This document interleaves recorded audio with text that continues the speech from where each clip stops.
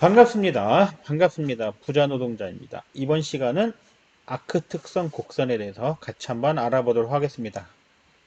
아크 특성 곡선이라는 건 뭐냐면요. 지금 이렇게 이쪽 좌측이 이쪽은 전압이고요. 이쪽은 전류값을 아크에 대해서 아크 일어나잖아요. 그러면 아크가 이게 이제 보통 이게 시작이고요. 아까 시작점이고요. 아크를 일으켰을 때 이쪽이 이제 아까 쭉쭉 진행될 때 전압과 이쪽이 좌측 Y축이 전압이고요. X축이 전류값이라면 전압과 전류가 어떻게 변하는지 이렇게 보는 거죠. 네, 이거를 아크 특성 곡선이라고 그래요. 자, 그러면 아크 특성 곡선이 어떤 특성이 있나 한번 볼까요?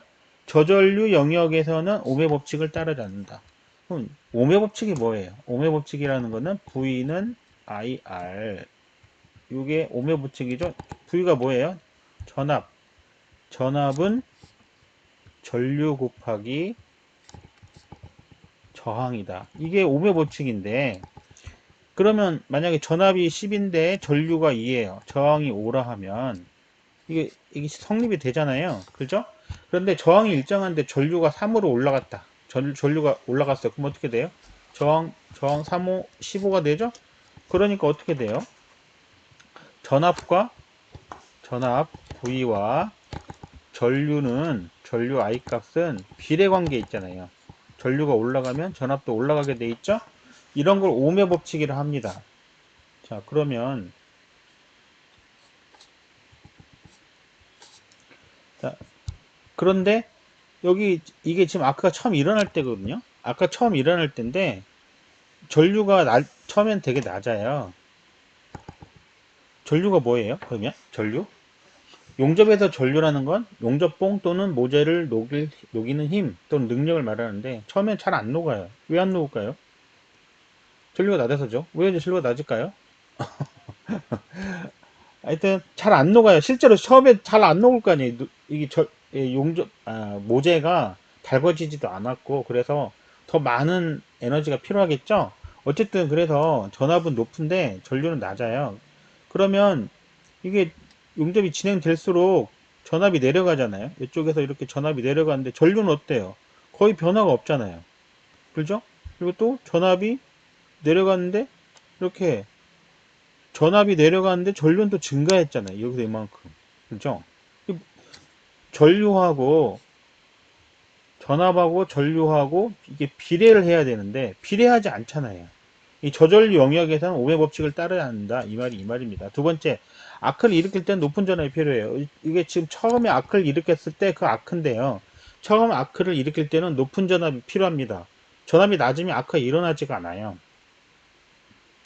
그러면 용접을 하지 않을 때, 우리가 용접을 하지 않을 때 걸리는 전압을 무부하 전압이라고 한다잖아요. 부하 걸리지 않았을 때 있는 전압, 무부하 전압이라고 해요. 그럼 무부하 전압이 높아야 돼요. 왜 높아야 될까요? 아크를 처음에 일으켰을 때는 높은 전압이 필요하기 때문에 일을 하지 않고 있을 때도 무부하 전압이 높아야 되는 거죠. 무부하 전압이 높으면 어떻게 돼요? 위험해요. 이게 감전될 수 있잖아요. 어쨌든 아크를 일으킬 때는 높은 전압이 필요합니다. 그러면 아크가 이제 일어났어요. 아크가 일으키면 이렇게 쭉 따라가면서 이제 용접이 진행된단 말이에요. 용접이 진행되면 이만큼만 와도 어때요? 아크가 안정된단 말이에요. 처음에 아크가 안정되지 않지만 여러분 용접해 보시면은 실제로 처음에는 피부아크 용접할 때 아크를 탁 일으키면 막 우다다다다다 막 난리가 나죠. 하지만 한참 용접 진행하다 보면 지글지글 하면서 막 용접이 되잖아요. 아크가 안정된 거예요. 그럼 아크가 안정되면 전압이 낮아지죠. 그 낮은 전압에서도 아크가 유지가 됩니다. 실제로 그래요. 자, 그러면 이제 용접이 진행되고 있어요. 이렇게 해서 이제 용접이 진행되고 있어요. 용접이 진행되고 있는데, 그러면 여기는 낮은 전압에서도 용접이 되잖아요. 아크가 안정되잖아요. 자, 그런데 이게 지금 용접봉이에요. 용접봉이고요. 이게 모재가 있어요. 모재가 있으면은 이렇게 아크가 일어나죠? 그러면 여기서까지 거리를 뭐라 불러요? 용접봉에서 모재까지의 거리를 우리가 아크 길이라고 한다고 그랬잖아요. 아크 길이가 길어지면 어떻게 돼요? 아크 길이가 길어지면 전압도 같이 상승합니다. 아크 길이가 낮아지면 어떻게 돼요? 전압도 낮아지죠. 그렇죠? 자, 그런데요.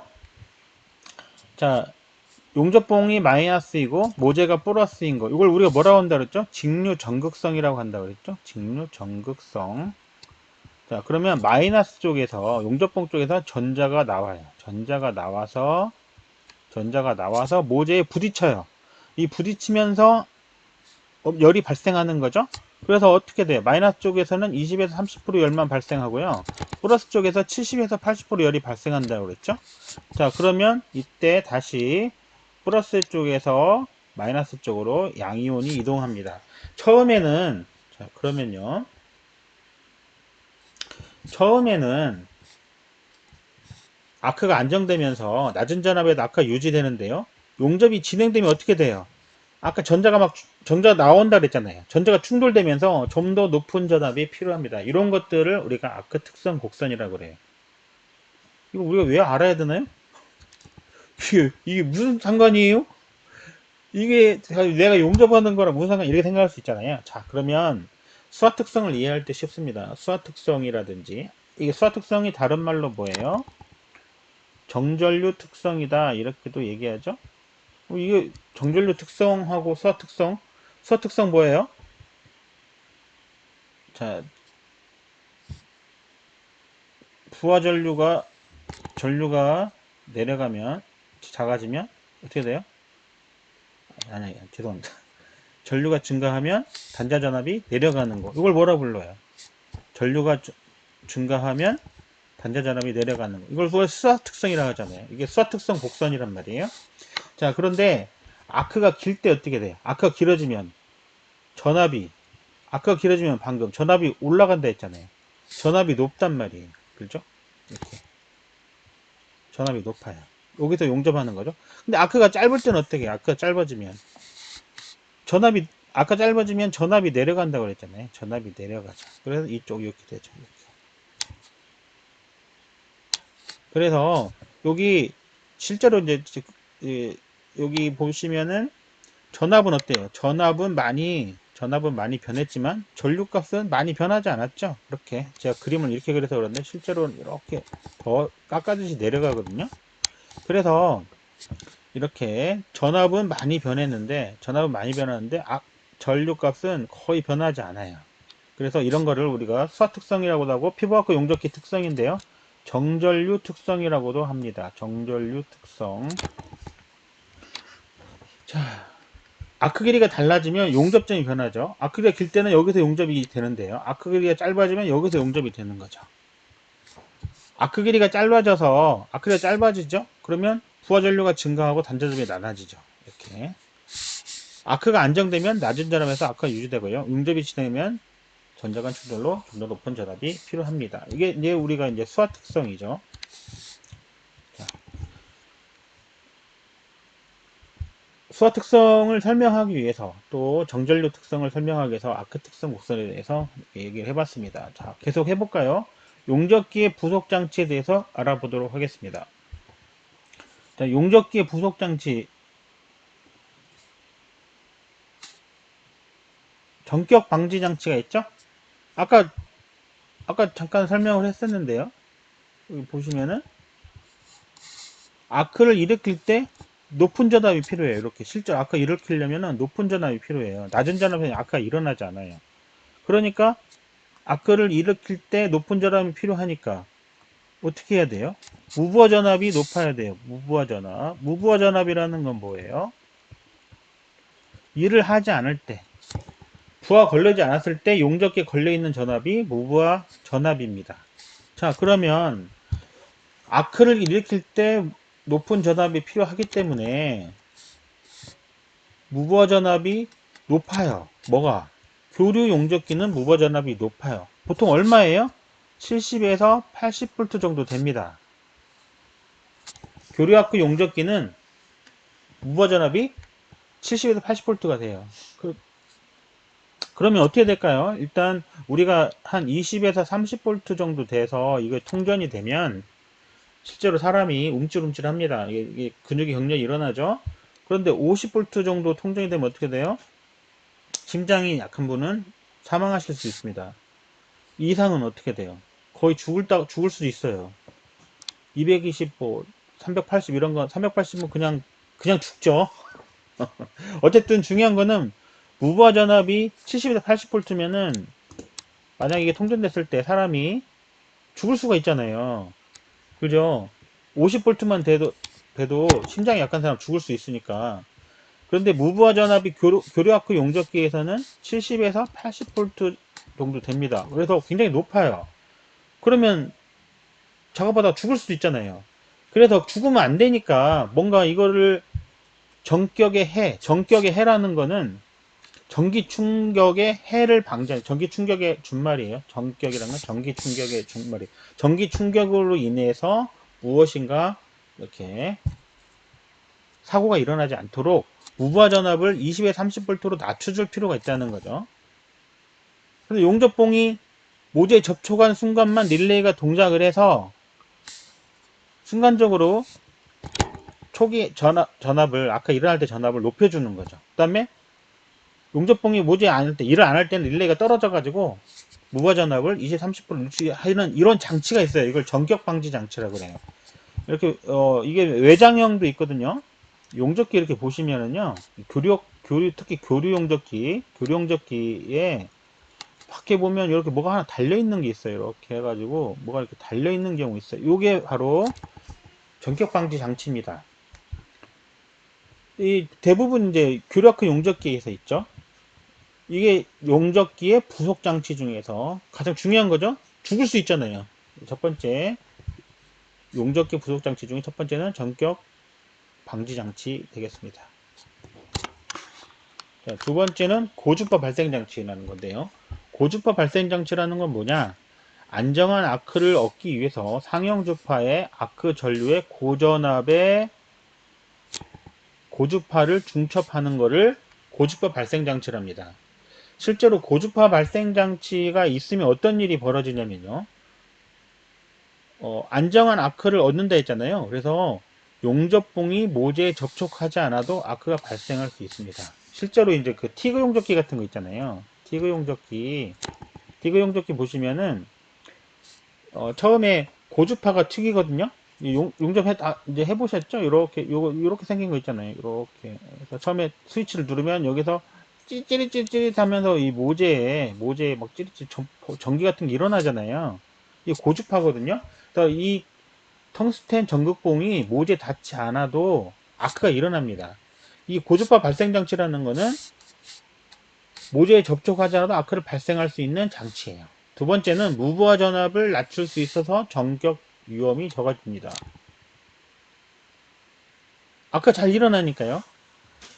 아까 그 아크를 일으킬 때는 높은 전압이 필요하다 했잖아요. 그런데 이렇게 고주 발생 장치를 하면 용접봉이 모재에 닿지 않아도 아크 발생되고요. 무부하 전압도 낮출 수 있기 때문에 전격 위험이 적어집니다. 또 전원 입력을 작게 해서 용접기의 역류를 개선할 수 있습니다. 왜 그럴까요?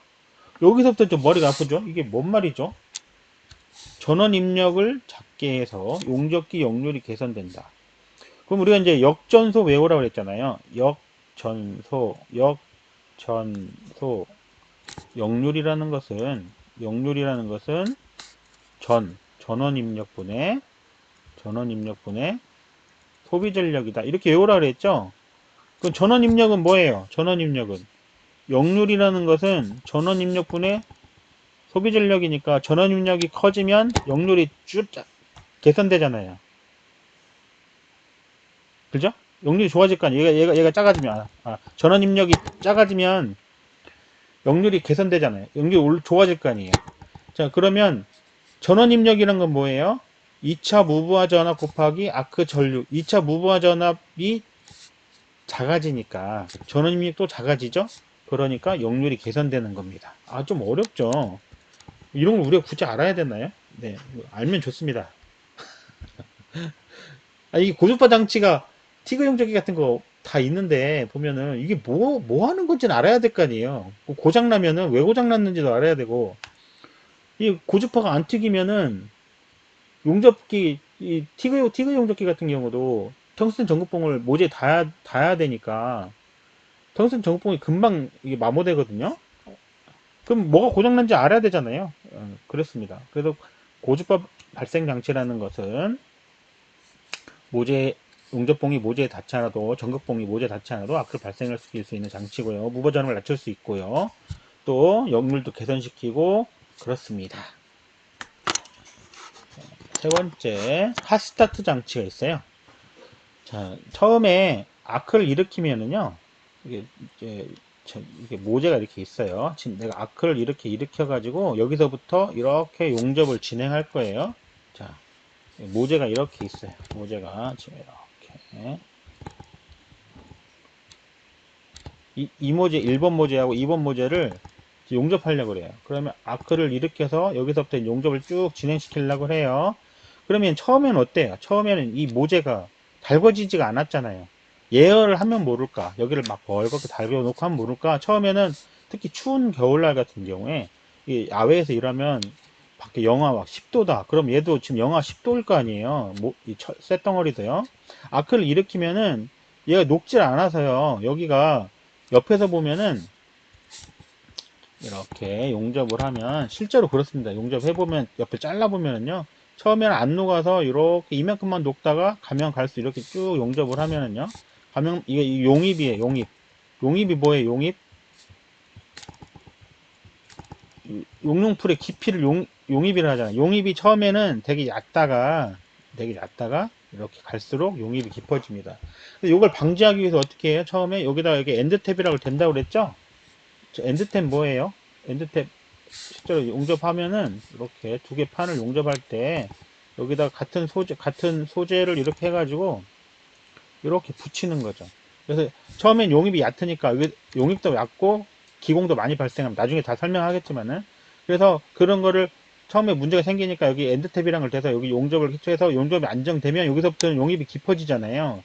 그렇게 하는 거예요.